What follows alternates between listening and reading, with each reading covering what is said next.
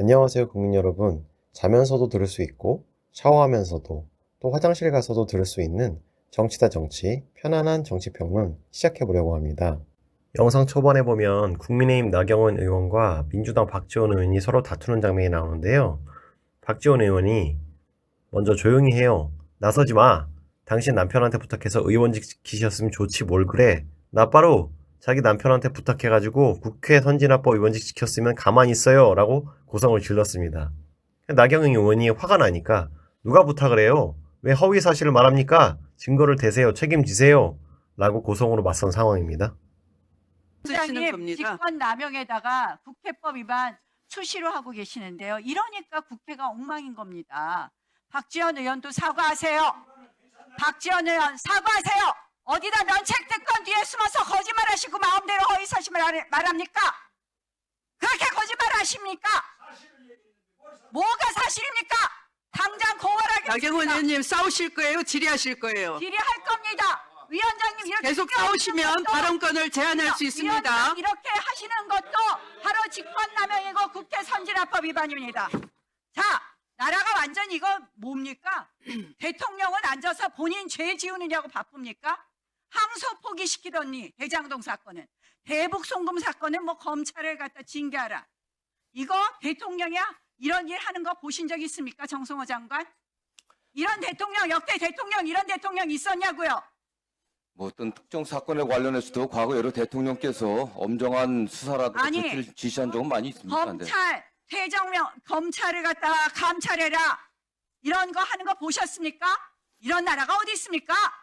범죄자 대통령 되니까 이 모양 아닙니까? 이거 그렇지 않습니다. 그러면 정성호 장관, 항소 포기 문제도 검찰이 제대로 했어야 되는 거 아닙니까? 이거 하라 그런다고 또 이제 낼름 합니까? 이것은 검찰의 그 대장동 항소 포기에 관한 것인데요. 이것에 대해 제가 좀 설명을 드리자면 검찰이 대장동 개발 비리 1심 판결에 대해 항소를 포기한 것은 이재명 대통령의 향후 관련 재판에 결정적 방어막을 깔아준 것이나 다름이 없다고 저는 생각합니다. 그 세 가지로 이제 이것을 좀 분석을 해보면 첫 번째 배임 및 공모 혐의 연쇄고리 차단입니다. 그러니까 이재명 대통령 재판의 핵심은 대장동 일당과 공모해서 성남시에 손해를 끼쳤다라는 배임 혐의인데요. 근데 검찰이 이 주범들인 김만배, 유동규 등의 1심 판결을 그대로 수용한 거죠. 그러니까 수용했다는 말은 항소를 포기해버렸으니 2심 재판을 다시 못한다는 소리예요. 그래서 법원이 인정한 범죄 사실의 범위가 한정돼 버렸고 2심에서 배임 액수나 범죄 구조를 더 확장할 길이 막혔기 때문에, 그러니까 2심에서 더 큰 배임 액수가 인정이 돼야지 더 처벌이 무거워지는데 이제 검찰이 항소를 포기하면서 그럴 길이 막혔기 때문에 종착지인 이재명 대통령 재판에서도 검찰이 추가적 공세를 펴기가 되게 어려워졌다는 거죠. 그럼 두 번째는 이제 우리나라 형사소송법에 피고인만 항소한 경우 1심보다 무거운 형을 선고할 수 없다는 법이 있습니다. 이게 불이익 변경 금지 원칙이라는 건데요. 대장동 일당의 형량이 2심에서 유지되거나 깎일 일만 남았다는 뜻이죠. 왜냐하면 검찰이 항소를 더 안 했으니까요. 검찰이 쉽게 말하면 원고 측이고 뭐 김만배, 유동규가 피고 측이라면 어차피 걔네들은 뭐 더 하던 말던 검찰이 안 했으니까 불이익 변경 금지 원칙에 따라서 더 무거운 형을 선고할 수는 없어요. 그럼 몸통이라 불리는 인물들의 형량 상한선이 낮게 고정되면서 향후 이재명 대통령 본인 재판에 형량 산정이나 유무죄 판단에도 가이드라인처럼 작용해서 사법 리스크를 대폭 낮추는 효과를 주게 될 수 있습니다. 그리고 마지막으로 검찰 수사 동력 상실과 사법부 압박 효과인데요. 이거는 뭐 지금 검찰이 뭐 해체돼 버렸고 그런 상황, 검찰이 그냥 와야 된 상황에서 이것까지 뭐 더 상세히 말할 필요가 있나 싶네요. 그러니까 한마디로 요약하자면 이 검찰의 대장동 항소 포기는 단순한 소송 절차의 종료가 아니라 이재명 대통령으로 향하는 대장동 배임 사건의 종착역, 그 선로를 검찰 스스로 끊어버린 사법적 면죄부나 다름이 없다고 생각합니다. 저는 나라가 완전히 이거는 베네수엘라가 아니라 요새 제메주엘라가 유행어랍니다. 이재명 대통령 정말 이렇게 하면 안 됩니다. 법원행정처장님.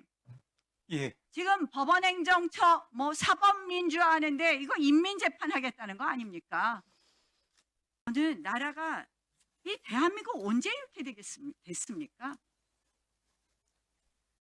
아니 어떻게 사법부 독립을 침해하는 대법관을 한꺼번에 증언하겠다, 그리고 법관에 의해서 좌지우지하겠다 하는데 이렇게 조용합니까?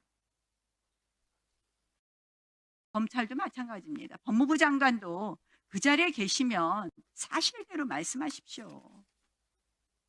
정치인 출신이라고 대통령 그렇게 무조건 옹호하고 항소폭이라는 거 9월 30일부터 빌드업한 거 아닙니까?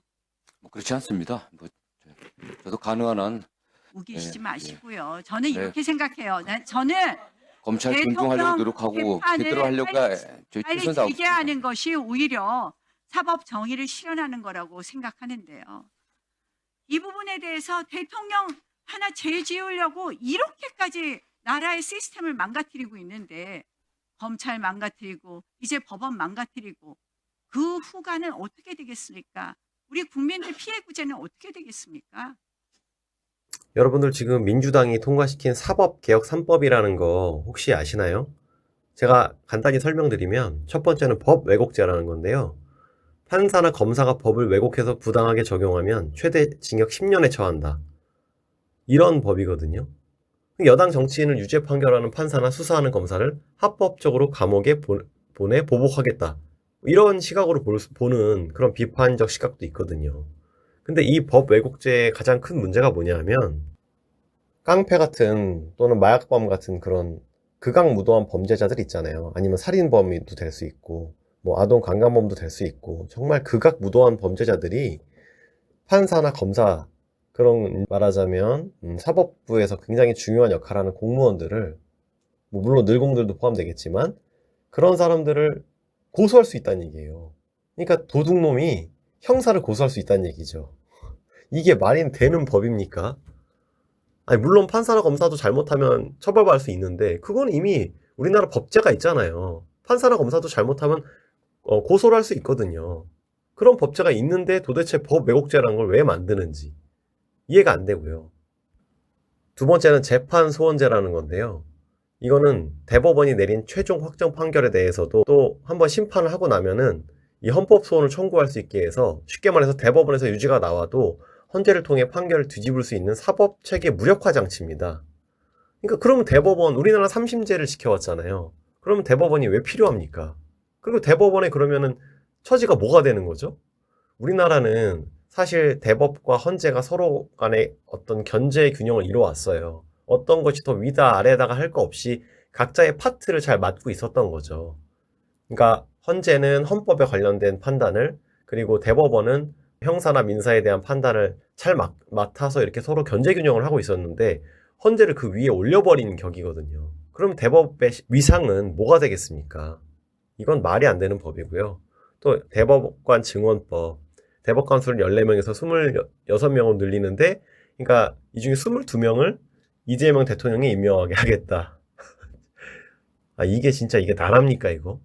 이건 명백히 잘못된 법이라고 생각하거든요. 이 세 가지 다 우리 법제 안에서 다 그 합리적으로 이미 가지고 있는 법제들이에요. 이것을 굳이 새로 만들 필요가 없는데 이것은 모두 단 하나를 위해서 만들어진 법이라고 생각합니다. 여러분들도 제가 말씀드리지 않아도 짐작하시죠? 이 법들의 목적을요. 그런 상황입니다, 지금. 한숨이 절로 나오는 상황이죠. 사법부 독립, 상권 분립이 제대로 정립돼야만 그것이 헌법을 갖춘 나라라고 1789년 프랑스 인권선언에서도 선언한 것처럼 저희들은 이제 사법부의 본질이 재판뿐 아니라 인사권을 핵심으로 하는 사법행정에 있어서 사법이 자율성을 가지는 것이 있다고 봅니다. 만약에 사법행정권이 그 통째로 이제 그 외부의 권력기관에서 다수 개입하는 이런 형태로 되어서는 사법부 독립을 우리가 내세울 수 없기 때문에 네. 저도 그렇게 됐으면 좋겠지만요. 이 정부가 하는 일 마음대로 합니다. 이 국회에서 하는 일 민주당 마음대로입니다. 지금 보셨잖아요. 저는 사법부까지 이제 망가지고 나면 대한민국은 헌법에 규정된 자유민주주의 국가라고 말할 수 없을 거라고